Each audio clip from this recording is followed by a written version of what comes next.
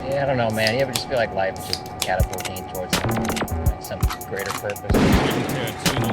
Average fat cats with bloated ego. We are the only DJ crazy enough to tattoo Jackie Brown on his ass. This is Michael Mann, and I ride with Extended clip. Much forgot. I think that website's shut down, but that used to have the best headlines. What, Media Takeout? Media Takeout, featured in the Death Wish remake. Media Takeout's still up. I mean, the top story has Diddy's face on it, so that makes sense. They kind of cleaned up their image. They used to do like outlandish headlines, kind of like just Diddy Black into ass play. I mean, the second headline on here is Khloe Kardashian says Diddy brought an underage Justin Bieber ... to his freak off. Yeah, it would be like those. Like there'd be a lot of misspellings and like ellipses, and it's honestly a great website. Looking at it again, I think I might get back on my Media Takeout diet. Stop going on Twitter. Just get active in the Media Takeout comments. More news. Megan Good says being pretty has harmed my career. I think there's like a fantasy for like the normal man, like kind of being like, oh yeah, all these rich gangster rappers who think they're all tough, they were actually, Diddy was sexually abusing them. So who's the tough guy now? Rich man. Like I think feel they like need fucking copy editors. Like this headline is, damn, look how much money Diddy lost ... since the accusations, parenthesis, no longer billionaire. See, that's that Media Takeout feeling I used to get, you know. Welcome to Extended Clip. It is episode 341. I'm one of your hosts, Eddie Averill. I'm Malcolm Baum. I'm JT White. And on today's episode, we are bridging the gap between the Patreon series that ran through September, examining the Hollywood works of Paul Verhoeven, and our October Halloween mindset phase that we are going to be going through. We are talking about Paul Verhoeven's final Hollywood film and his one Hollywood horror film, Hollow Man, from 2000, starring Kevin Bacon, Elizabeth Shue, and Josh Brolin. With stars like these, who needs Neil Patrick Harris, right? Yeah, no Casper Van Diem in sight, fortunately, and maybe unfortunately, you know. Yeah. This was the movie that got Paul Verhoeven kicked out of Hollywood. He had used up so much of his good graces already. You know, Showgirls was a disaster. Starship Troopers made its money back, but was so reviled that it was a disaster, basically, and barely made its money back. And then this one was just, like, reviled beyond reviled, and the word of mouth was so bad on it that the money just couldn't do it, and Verhoeven himself was so disappointed with himself making this movie that he became very depressed and withdrew himself from Hollywood. I want to say that, like, it's a combo of Hollywood not wanting to have to do with Verhoeven anymore and him not wanting to have anything to do with Hollywood anymore. And it makes sense that this is in 2000 because a post 9/11 Hollywood studio system has no room for a Paul Verhoeven, unfortunately. I mean, it's just crazy to look at like the numbers for this and see like the budget was $95 million and the box office was $190 million. Oh, wow. Yeah, so it made enough money. It was just fucking hated. Yeah, it was hated. And again, like Hollow Man is a movie I have both been chomping and champing at the bit to get to talk about. Leading it off, the Verhoeven quote with what you were saying about Verhoeven being depressed is, I decided after Hollow Man, this is a movie, the first movie that I made that I thought I should have not made. It made money and this and that, but it is really not me anymore. I think many other people could have done it. I don't think many people could have made RoboCop that way or either Starship Troopers. But Hollow Man, I thought there might have been 20 directors in Hollywood who could have done that. I felt depressed with myself after 2002. Damn. Which is a powerful statement.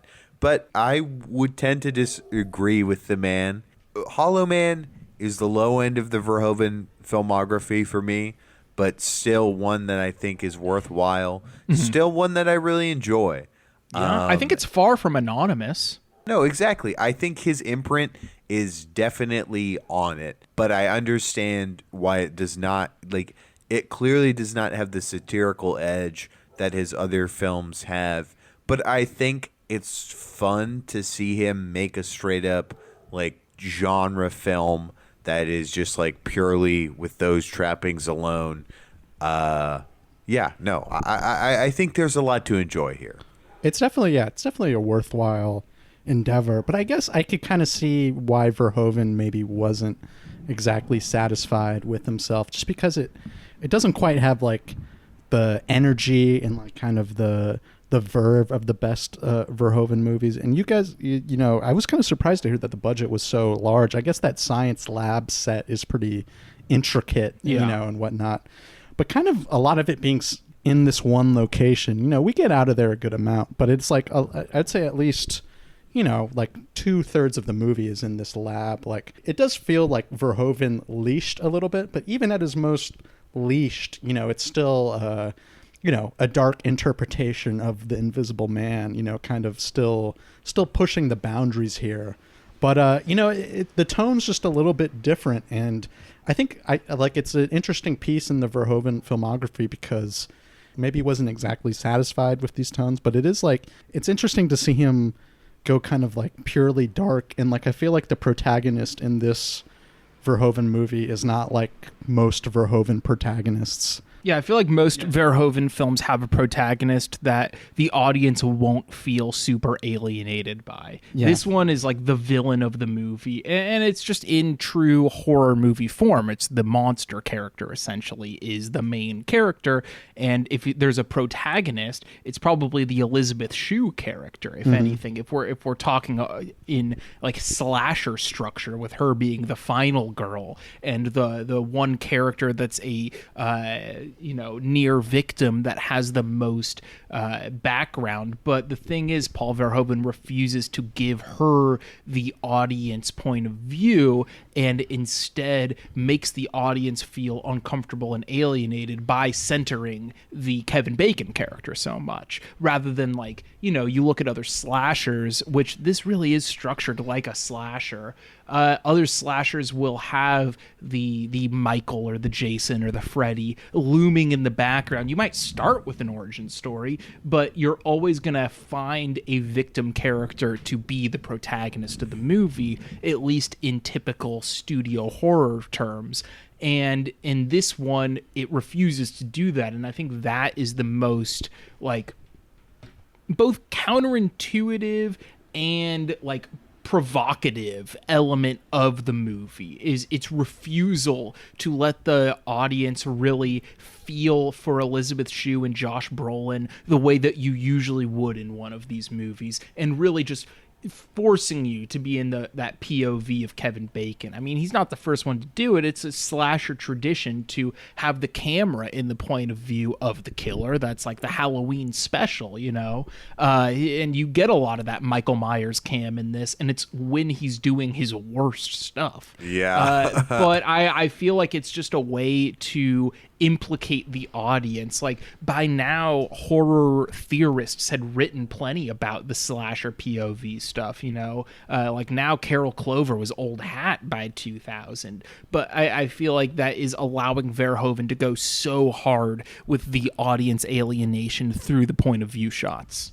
There are parts of this, especially like before you get to Kevin Bacon becoming the Invisible Man, and even like after that, where I feel like there is like Verhoeven is spinning gold from like kind of a laughable script, like where I think he's making it like he's really doing the best with like, and I mean, aside from Brolin, Elizabeth Shue, and Bacon, like you have a really like nothing kind of supporting cast. I mean, they're nothing pretty in terms weak of, in this, honestly. Well, The, like the nothing- outlying characters are kind of whatever. Yeah, they're kind of whatever. I mean, admittedly, I do like some performances. Like, I think they're decent enough. But outside of that, yeah, I don't know. Verhoeven has the conventional kind of like funny sort of turn on this, but it just feels so contemptuous to, and like in terms of like implicating the audience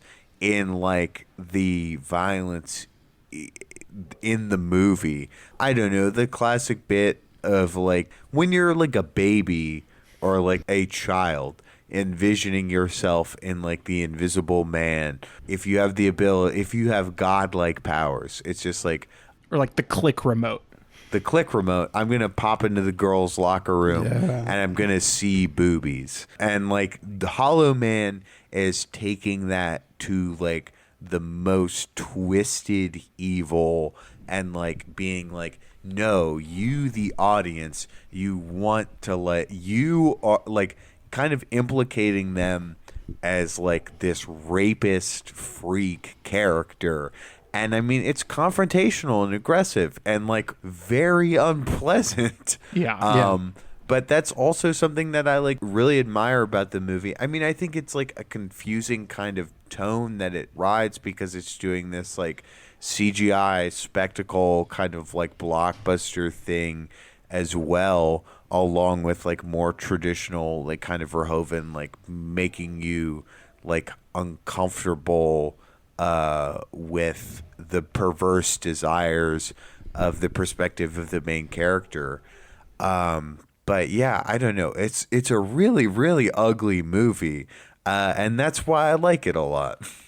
It's so steeped in like bad feelings, you know, like the Kevin Bacon main character. He's fueled off of like pure resentment, kind of with like his workplace situation. Like you kind of get some. I was listing examples for the Starship Troopers episode of like Verhoeven kind of almost using familiar templates to American audiences. We get a little bit of General Hospital at the beginning, or not General Hospital. It kind of did have like a vibe of like a doctor show where there's like a love triangle that we have here, or more like a kind of Kevin Bacon feeling upset that he's not dating his co-worker Elizabeth Shue anymore is kind of like a big theme throughout the movie, and him fighting for like credit, you know, he's always like being like, this is my project I'm doing, you know, stuff like that. And the character is just painted as like just a guy who's like really resentful, even despite, you know, maybe his high level scientific success, not satisfied in his personal life. And I don't know, you kind of see it at the beginning where he's doing like some research on the computer, and then he gets really excited to see his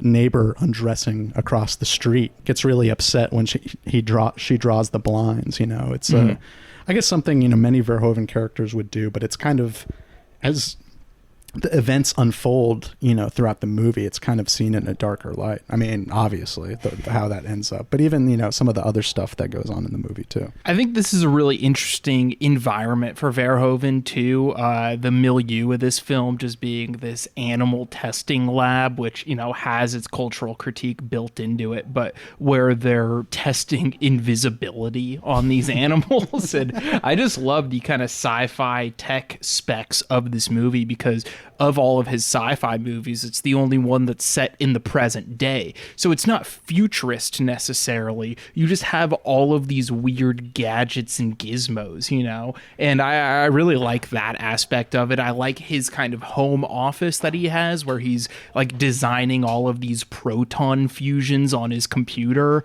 while watching Jay Leno at night, you know, in the background. And I just think it's a fun way to kind of expose the world of this movie. You know, Kevin Bacon driving his Porsche 911 and shit, and just like the 2000s excess of America at the time, and everyone having these like luscious DC apartments and stuff like that, and just like getting to hang out with like Josh Brolin feeding the monkeys and stuff like that. I almost wish that this movie had more exposition, because I would love to see more scenes of Josh Brolin dealing with invisible apes. It is always funny when I see like a Josh Brolin in like an earlier movie, because he always has like a super clean cut look to him. I feel like early Brolin, whereas like, you know, the way he's viewed now, he's a little like gruff as he's gotten older, but he's always like got like a Patrick Bateman slicked haired quality to all his roles.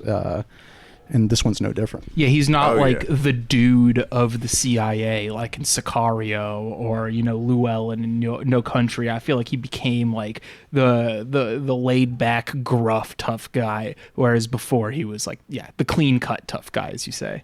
Yeah, no, here, Brolin in the tiny glasses is something that catches me off every time. It's just like that he is like the less intelligent, kind of more sensitive, like scientist.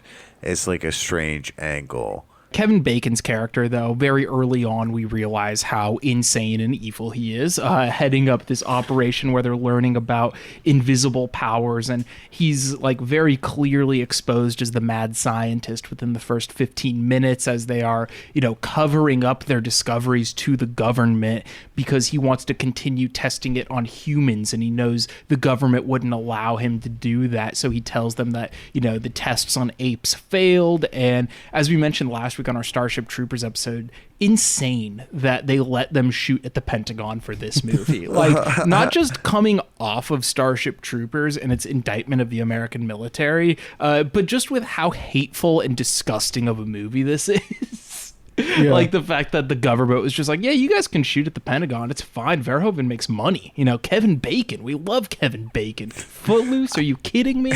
That's to me, like, I mean, again, I feel like why Verhoeven is so dissatisfied with the movie, because, like, obviously the militarist, like, and that critique is certainly one of the weakest parts.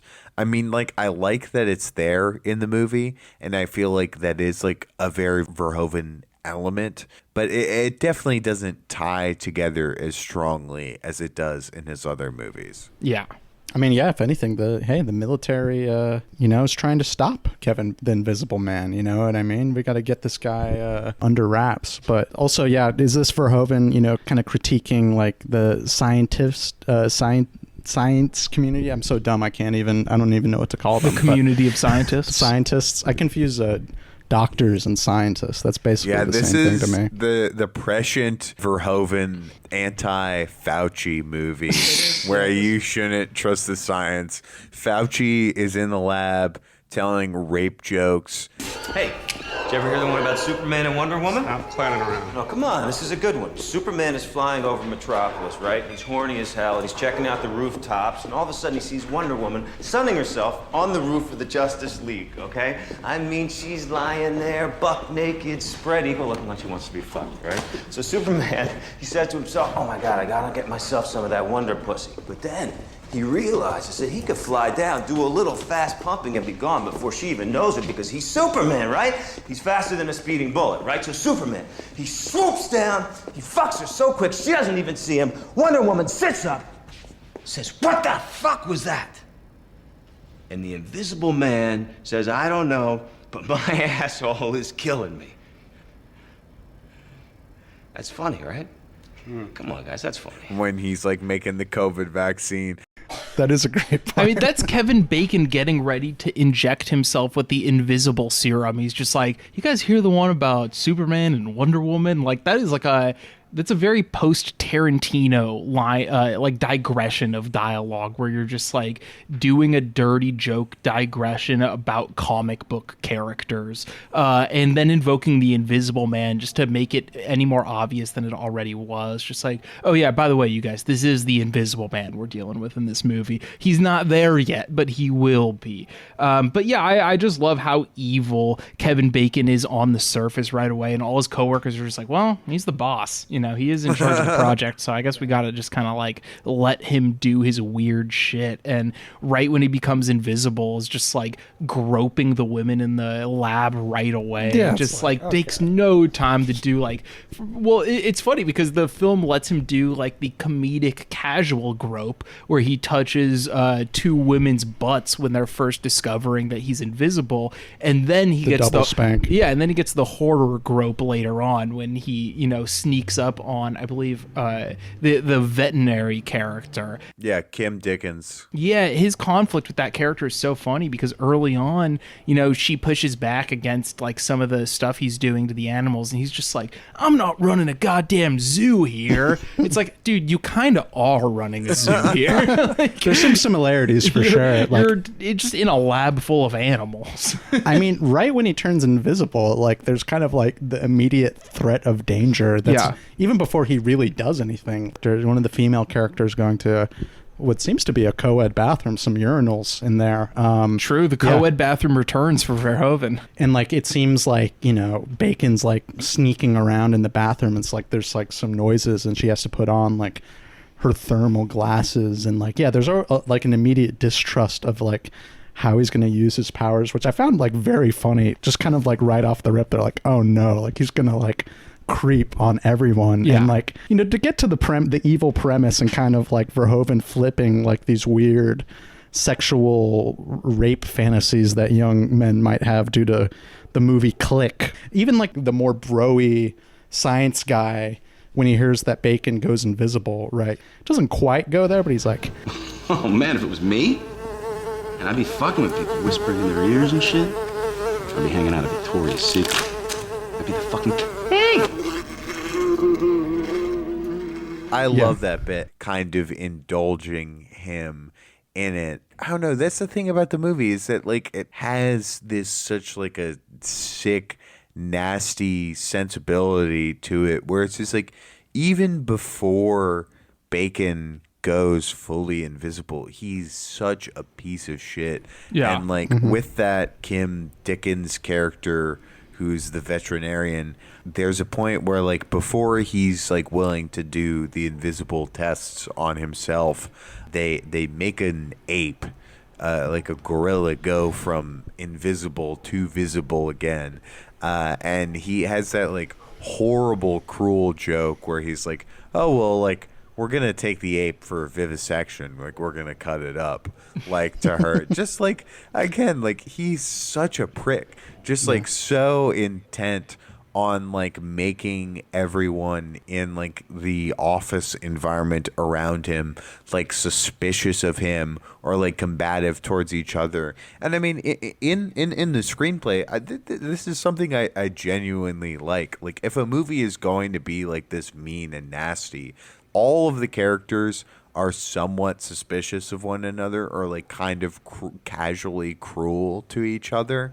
And I don't know, it's just like everything is on that like playing field, like, I don't know, pretty early on. Yeah, I mean, that guy that you mentioned who indulges the fantasy, Carter, who always has the headphones around his neck, probably the most incompetent guy in the lab, like by far. I mean, they have him running the night watch shift when they first make Kevin Bacon invisible, and he just doesn't mind at all that Kevin Bacon escapes. Like, he's just like the most incompetent security guard type of all time. He's gooning at work. He's got a porn magazine at work. He's got like 5 porn magazines too. He's truly like analog gooning. Having porn magazines at work used to be cool though. There are so many old movies where just like cops or whatever, they'd just be looking at pornography, and it's just like, that's fine. That's par for the course. It is weird because, like, even as recent as, like, The Wire, you know, like, Rawls is always looking at, like, porno mags and stuff like that. And it's just, like,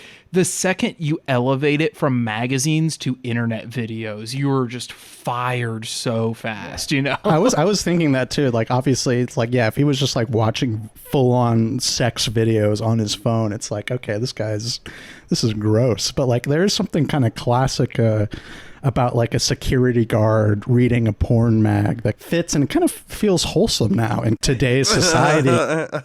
maybe like the world needs to get back on this print pornography. You know, maybe Hugh was kind of leading us to a more moral world, even though we didn't know it, you know? Well, I mean, Verhoeven doesn't make that guy Carter out to be any kind of pervert. Like, he's like an average Joe just reading, reading the Playboy. You know, Kevin Bacon's the real pervert. And it should be noted that Kevin Bacon and Elizabeth Shue are ex-lovers in this. So he is, you know, very resentful and jealous of Josh Brolin, who they are now sleeping together, Elizabeth Shue and Josh Brolin's character, and he's constantly trying to get back with her and, you know, using his place of power in the workplace to kind of leverage that into sex multiple times before he goes invisible. So, of course, once he goes invisible, he's kind of using the other women around as like a test run, right? Like, he's like groping the vet lady, and then, you know, you have the horrific scene of him raping the woman across the hallway that he was leering at before. But it's really all just like building up to him getting back at Elizabeth Shue for dumping him and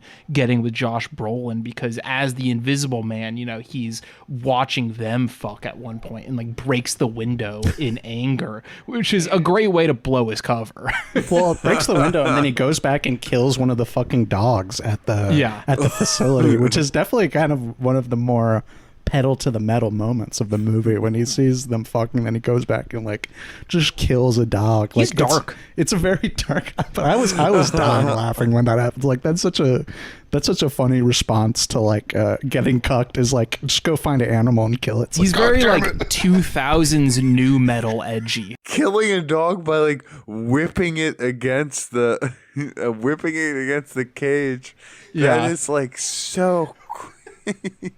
And I mean, you only see it on that thermal cam too, which is awesome. Like I love the use of the thermal cam and everything. And you know, Malcolm, you said you were surprised with how high the budget is on this movie for it being so locked down. Like Starship Troopers, even more so, like over half the budget was on special effects for this. And I think that's the real feat of the movie, is integrating the actors with the special effects shots, because it's done really, really well. I like kind of have the differing viewpoint with Verhoeven. I mean, I totally see why he's disappointed with it, because I feel like larger satirical elements that he would normally have in his films are certainly absent. But it's like so nasty and cruel and like specific to him and like perverse sexual and like violent ways that it's just like, I understand the material itself. He could be like, oh, well, 20 different directors could do like the same thing.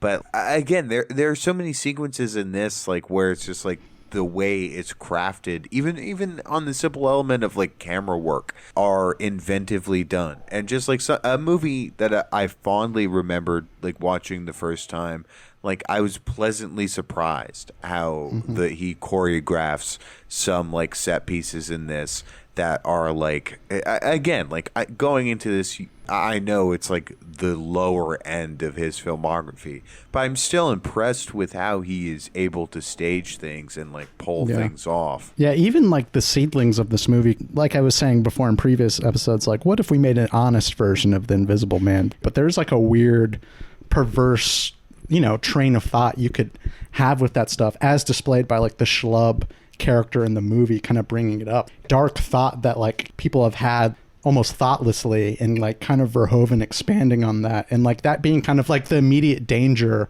when he becomes invisible is kind of like that's in play. And I feel like it's almost playing with that idea in mind. And it's like, yeah, no other director kind of wouldn't go there being like, you know, what are some of the darker things the Invisible Man would do? Inherently taps into, I think, something the Kevin Bacon character says like right away when he's turned invisible before he commits that early rape. Well, like no one's gonna know. Like no one's gonna know. Yeah, he it's says that me. to himself in the small bit of voiceover you get in this movie. Exactly. Yeah. I feel like why the movie is so evil is just like what kind of acts that people, and I mean particularly men, would get up to if no one was around to observe them or like know it was them. And I mean obviously it like simplifies it to a point that I feel like weakens it, but the material, but like I don't know, he mines a lot of like disgusting stuff from it. Yeah. Which is funny because he immediately starts harassing people that obviously know it's him, which I thought was funny. Part of the perverse fantasy of that is that, yeah, no one would know. I would get away and like, you know, no one would know the difference. But the coworkers know who this ghost invisible man unbuttoning their shirt is. He then continues to escalate his, menacing behavior here as he's trapped into invisibility, and he's just like, well, while I'm here, I might as well become an evil monster, you know?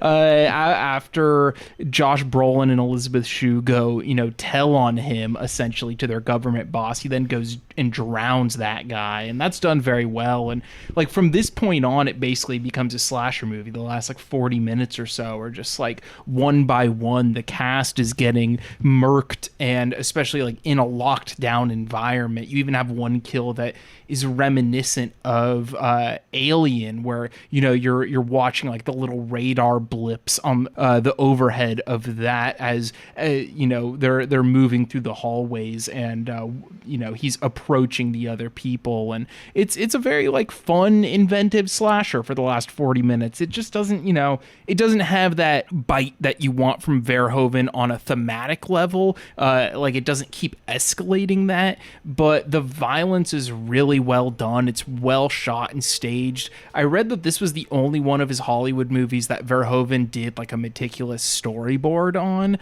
which definitely checks out. I feel like it's very precisely made. It's weird when I read that quote that Verhoeven said there's 20 other directors in Hollywood that could have done it. The one that immediately jumped to mind was David Fincher, because this feels so thought out and meticulous on a basic level of staging and framing, Yeah, totally. I feel like, every scientist is given their due, like in the kill scene, like, and there's a lot of like inventive ways, and like they're trying to like reveal the shape of Kevin Bacon, because he's invisible. Like we got some blood on the floor, which is just some great stark imagery, just using a bunch of testing blood on the floor, or like the fire extinguisher, kind of things like that. All creative ways to, we want to see this guy's shape so we could shoot him, Yeah, I mean, the final kill scenes are all just like scientist versus scientist. I feel like that's like a clever bit of kind of screenwriting for this type of thing, where,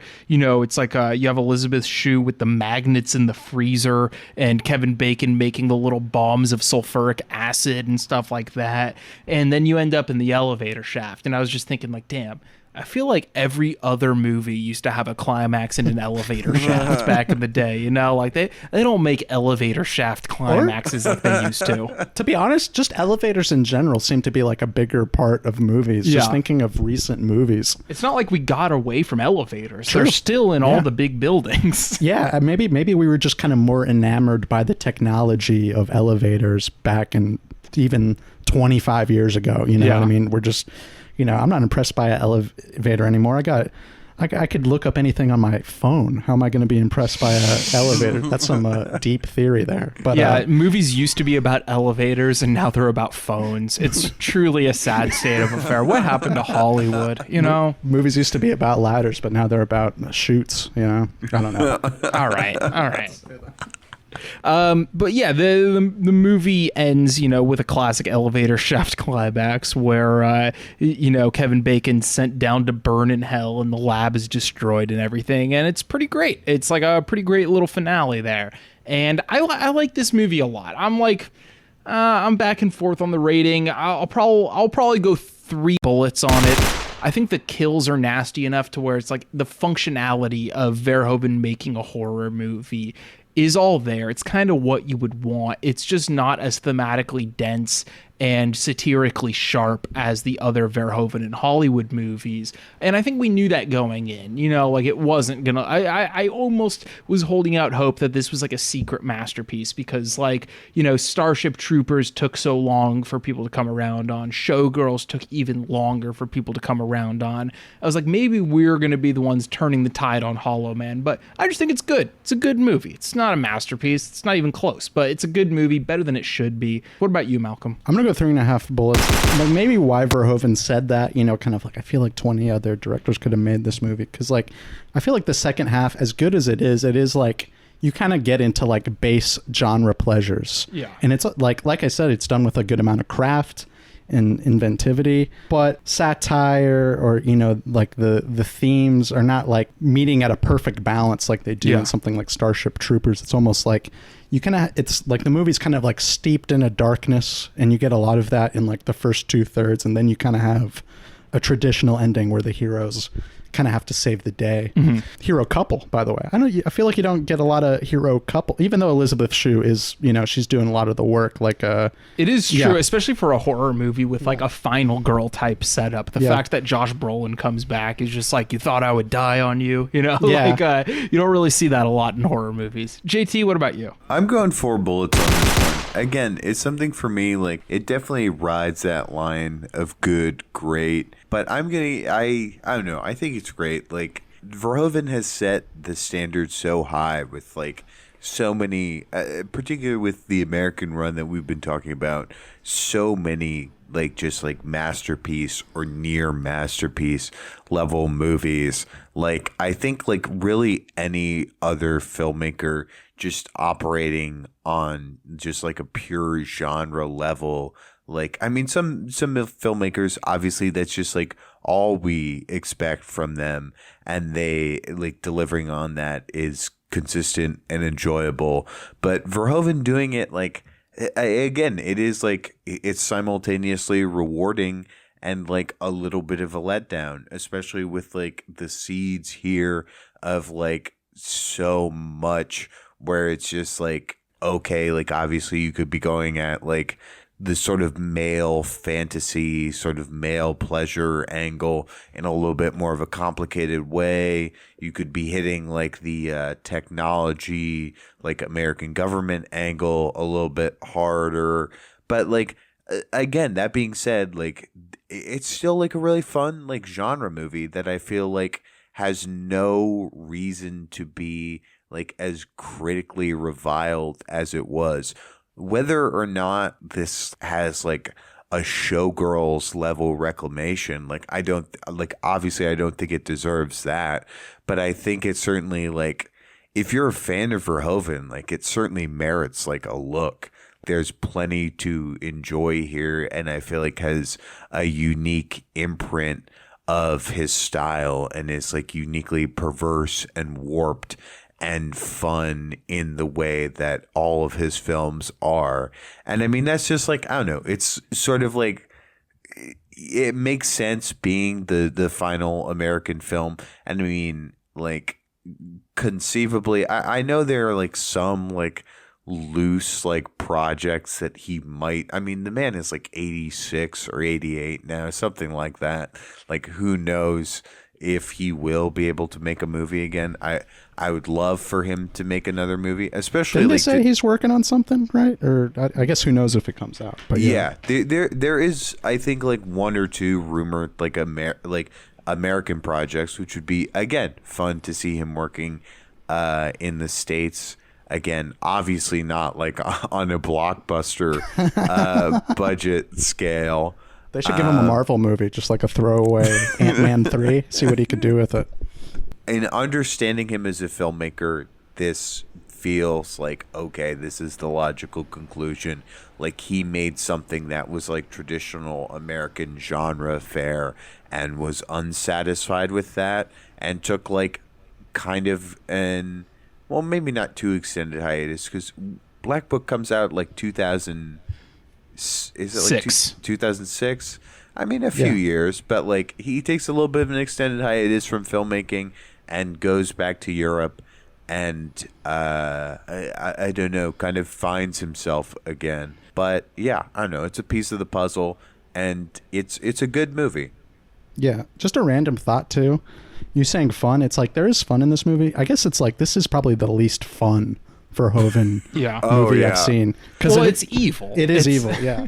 But it is like some of his other movies have some evilness to it, obviously. Yeah, like, but you're meant to laugh at the evil. I don't know how much you're meant to laugh at the evil of this one. It is like a horror movie, you know? Yeah. But I guess it's just like thinking of like what I love about Verhoeven. He's such a fun guy. His movies are fun, even if they're about dark topics, and it kind of takes a different angle here, and I still appreciate it, but I'm a fun-loving guy. I like having fun. Fun-loving guy. Yeah.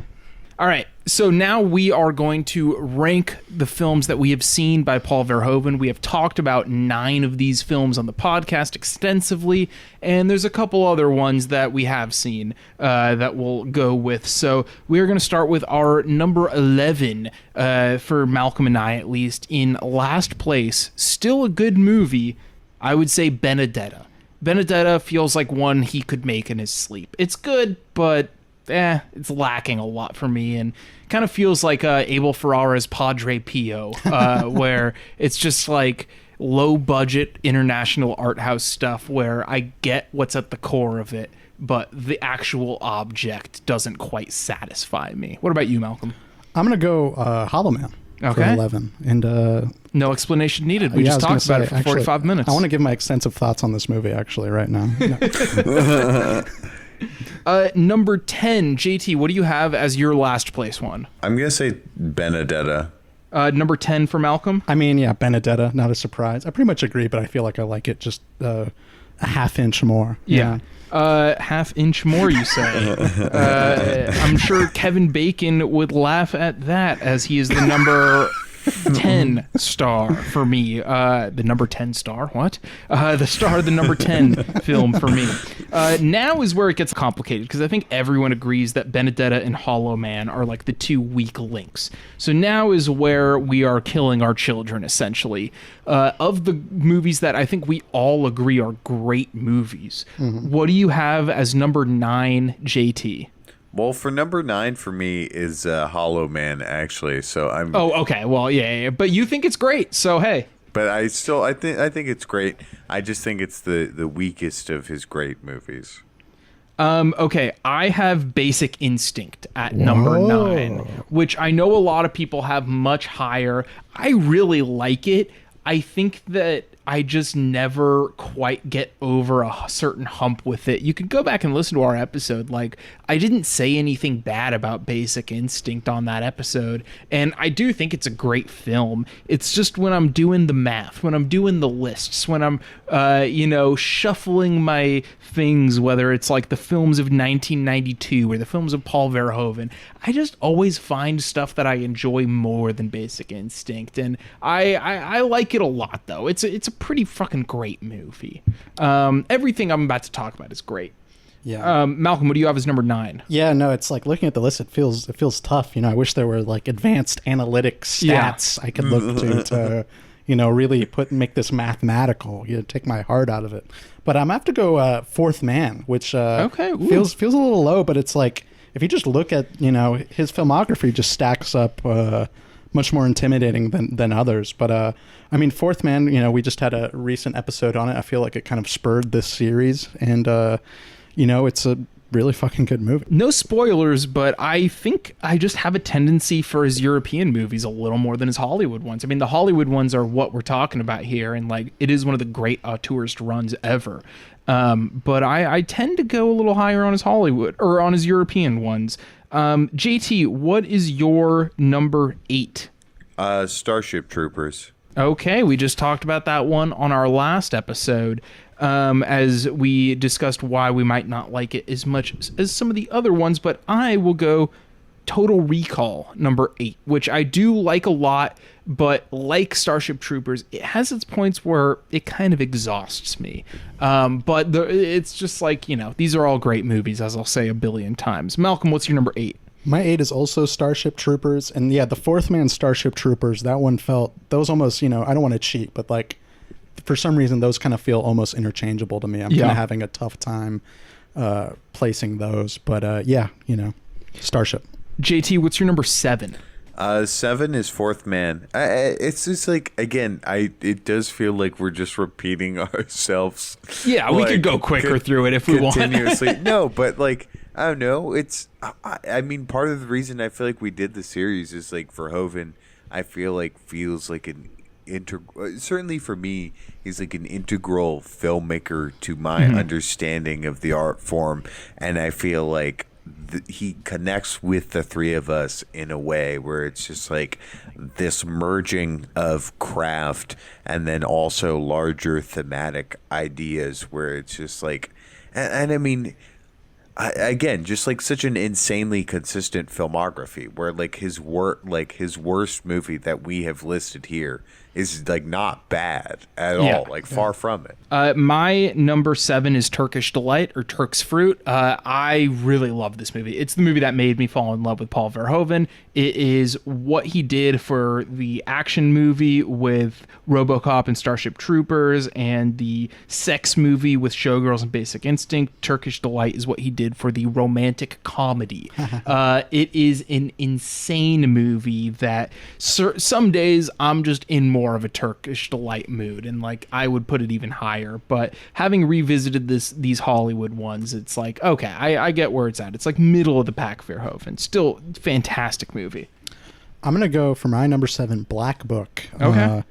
Older one we covered back in the day, the golden days. And I just want to say, I feel like this one kind of feels kind of stands out in his filmography, kind of feels different than a lot of his other movies. Definitely shares a lot of things too, but he's kind of being maybe his most sincere in this movie, if I kind of remember correctly. Yeah, you could say that. Yeah. I mean, it's his most personal movie. He grew up under not the whole time he was growing up, but he has memories of Nazi occupation in the Netherlands. Totally. So this is a very important movie to him. We'll talk about it in a minute.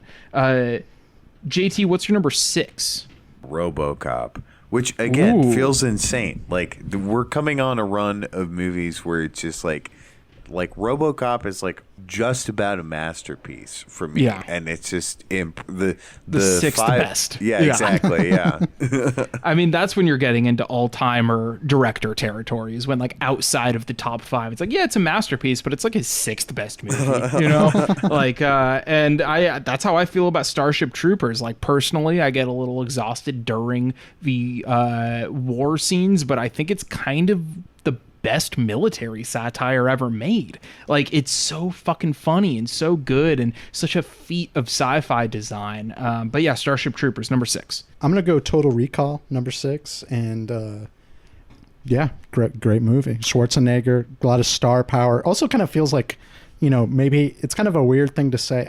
One of his more normal movies. That doesn't mean I like it more because of that, but it's just an interesting fold of that movie. You could show that to watch that with your dad or some shit. Yeah.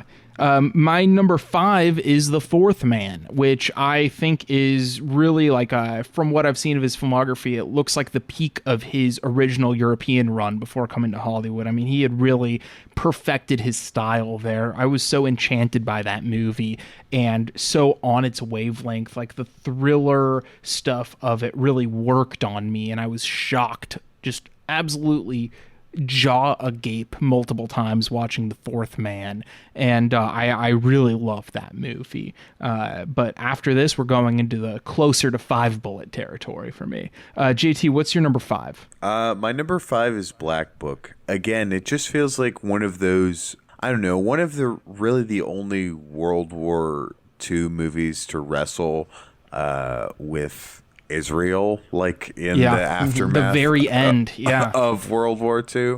And I mean, it's just something that I'm like consistently impressed by, like that it has like again the tone that it takes with like the struggle of the war, and like ending on that is just so powerful. And like that, like Verhoeven is a director that is brave enough to go there, and I just feel like there aren't really any other filmmakers that push that boundary with like a World War II film.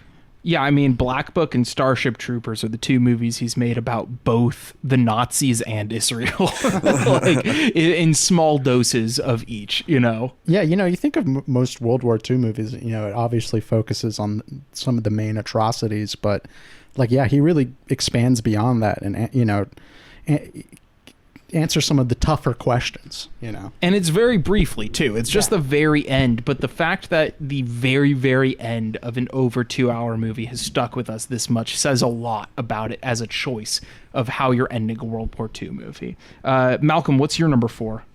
Number 5? Did you say 5? Yeah. Yeah, my number 5 is Showgirls, which I don't know, could be a controversial rating, might feel low, but obviously I love it. But it is just these next 4, I guess I just like a little bit more. But Showgirls, obvious classic. We'll stick with you. What's your number 4, Malcolm? L. Or L. I don't think I said that into Mike.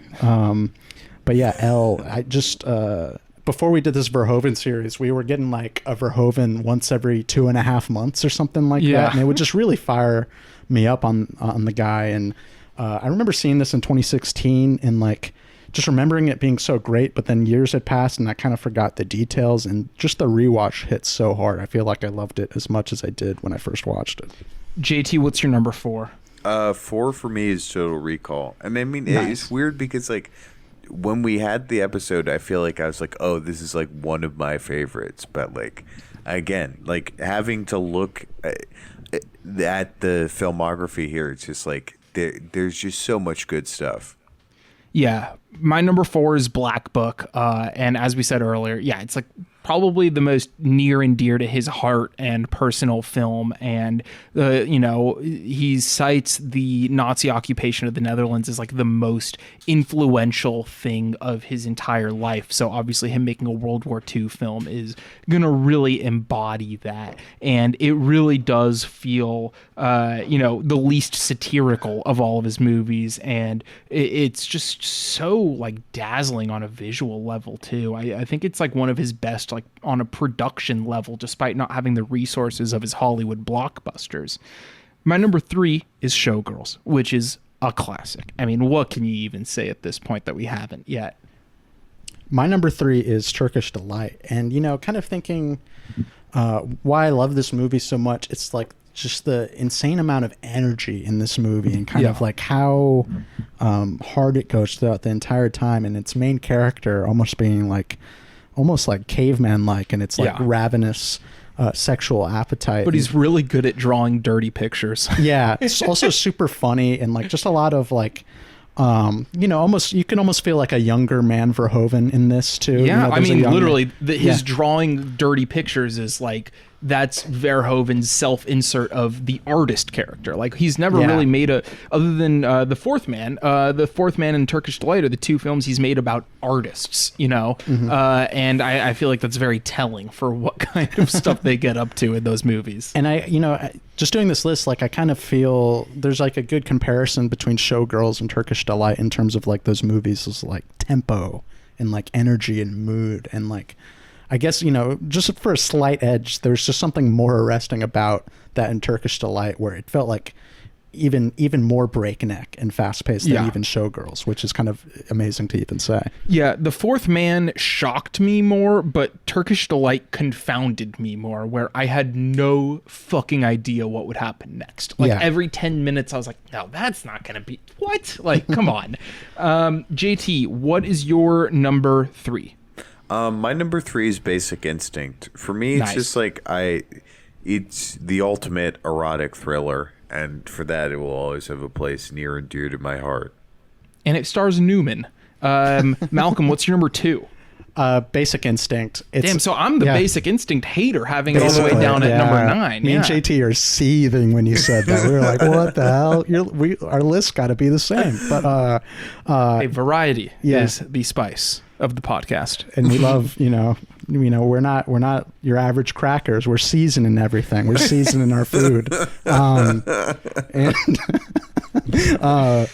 Basic Instinct was such a foundational movie for me too. I saw this as like a teenager. Basically taught me what sex is all about, as all Verhoeven movies have. Taught me how to be a lover.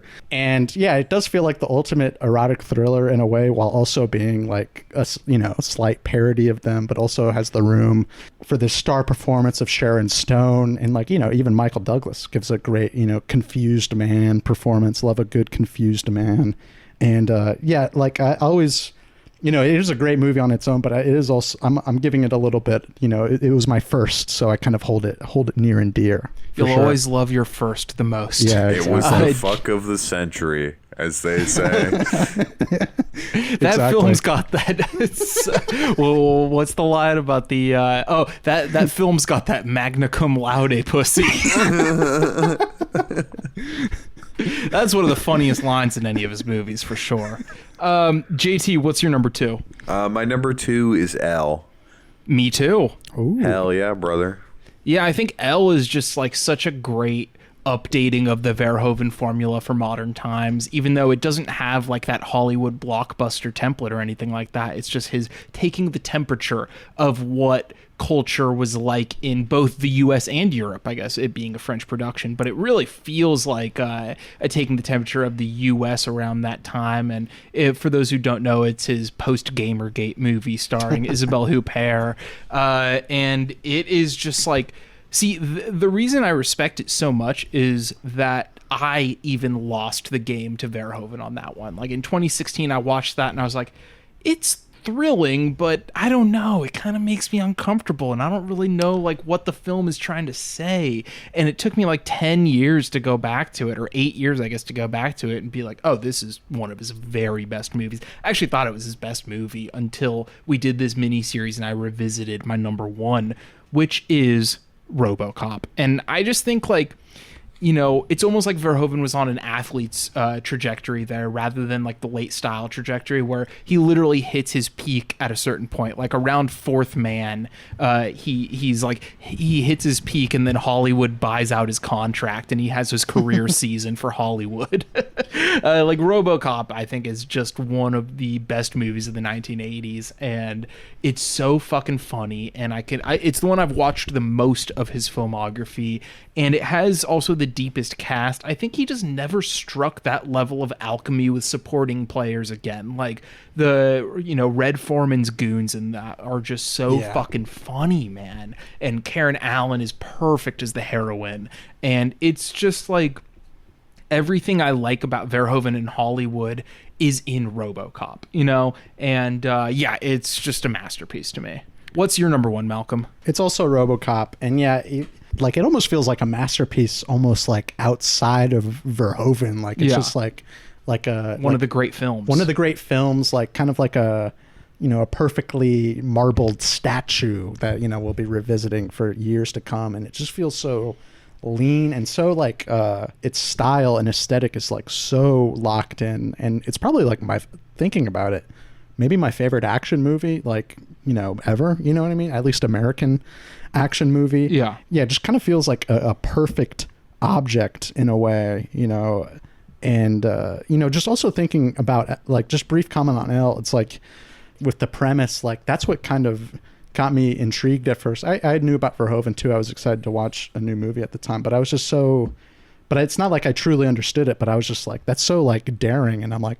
trying to figure out what his angle is going to be on that. But yeah, like for RoboCop, it's kind of like, it also kind of being a mainstream hit too. Like, I don't know, I love when, maybe it's the producer brain in me, but I love like a nice confluence of like something being great and popular, I guess. I don't know.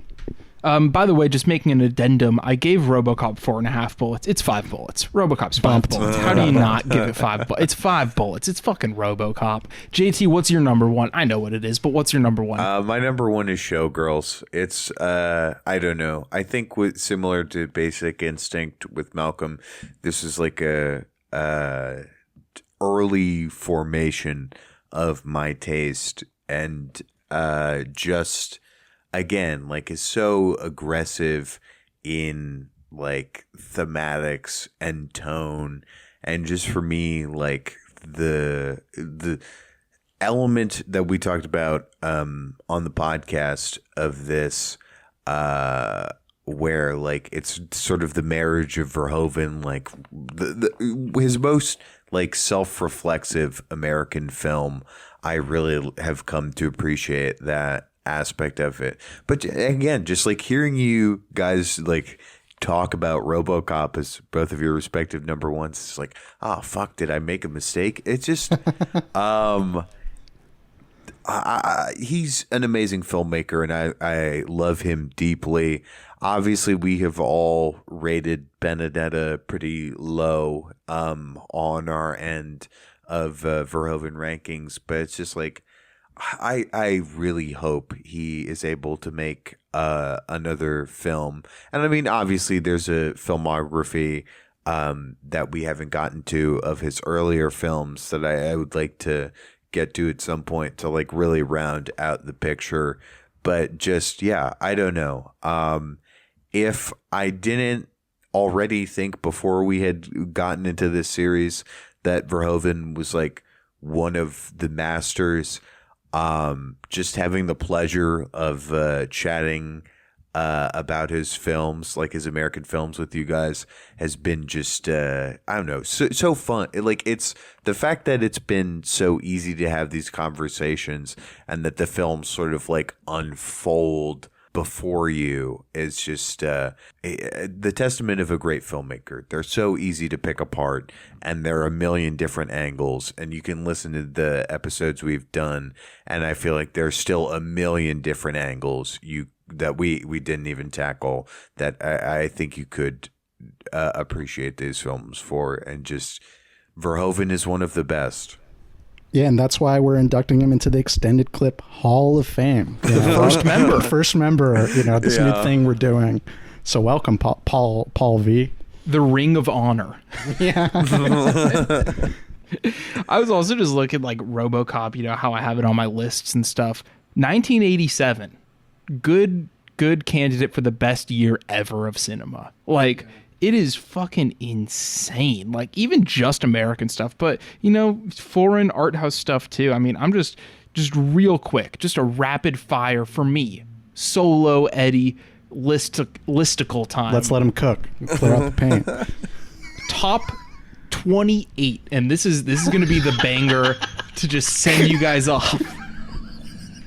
This is how we should end every episode with a reading of Eddie's various lists. Yeah. I'm counting down from 28 here. 28 best films of 1987. These are all great. Evil Dead 2. Chris Elliott's FDR, a one-man show. Opera by Dario Argento. The Untouchables by De Palma. An Autumn's Tale by Mabel Chung. Larry Cohen's A Return to Salem's Lot. Boyfriends and Girlfriends by Romer. Moonstruck, Raising Arizona, Predator, The Slumber Party Massacre 2, Ho Xiao Shen's Daughter of the Nile, David Mamet's House of Games, The Sicilian by Michael Cimino, Hollywood Shuffle, one of the great satires of all time, Nightmare on Elm Street 3, Dream Warriors, which we might talk about next month. It's Alive 3, Island of the Alive, one of the great threequels of all time. China Girl by Abel Ferrara, moving into the top 10. Wings of Desire, Godard's King Lear, Godard's Keep Your Right Up, Ishtar, Radio Days, Broadcast News, top 4, all masterpieces. Full Metal Jacket, RoboCop, Kiarostami's Where is the Friend's House, and hot take, the best John Carpenter movie, Prince of Darkness. If that's not just like proof that cinema has drifted too far from the shore these days. No, I'm progressive. I think there's always good movies. I have some quabbles with your list. Evil Dead should be 21 instead of 20. No, I'm just getting really into the weeds of it. I'm open ears, I'm open to constructive criticism. But that's going to do it. Please subscribe to the Patreon where you can hear me read more lists. I'm sure. See, that's the thing. 30% of our viewers were like, or listeners were like, oh man, let's go during that. And 70 were just boop, boop, boop, 30 seconds forward, 30 seconds forward, like when is this fucking, I don't know how to lightly say it. I'm just not going to say it. When is this going to end, this portion of the show? We should, there's like literature readings where people read their poems. We should host letterbox readings where people read off their lists, rankings. Snapping after like someone reading like a top 10 of 1985. Next Sunday at Stories Books in Echo Park, California, I will be joined by... Gonna have Peter Labuza give his top 30 of 1937. Will Sloan will be zooming in for his top 23 Stooges shorts. I will be reading my top 30 of 1975. Some great readings. Neil Bahadur will unveil his Godard ranked list. Very cheap, only $20 per Only entry. $20. I get all the money. All right, so subscribe to the Patreon, listen up to our back catalog of Verhoeven episodes and regular Patreon episodes about a myriad of topics. And we will see you next time for the true first Halloween Mindset episode of October, where we will be talking about James Whale's The Bride of Frankenstein. Spoiler alert, it's my 13th favorite film of the 1930s. Goodbye, everybody. Oh, and email us at extendedclippodcast@gmail.com. I'm so disappointed in you guys. You're not writing in at all. What the fuck? Like, you think I'm going to roast you? I'm going to answer your questions. Send in a list. Send in a list. Give me a list. Give me a list topic, like those stupid fucking prompts on Twitter people are always doing. In your opinion, has cinematography ever gone harder than 1987? What's your favorite comedy? I love when it's just so simple. It's like, what's your favorite comedy movie or something? And it's just like 8,000 people with like the prayer hands emojis. Planes, trains, and automobiles. Gotta be. R.I.P. John Candy. R.I.P. John Candy. I love you. I used to watch it every Thanksgiving with my pop. All right. Goodbye, everybody. Go enjoy your pop.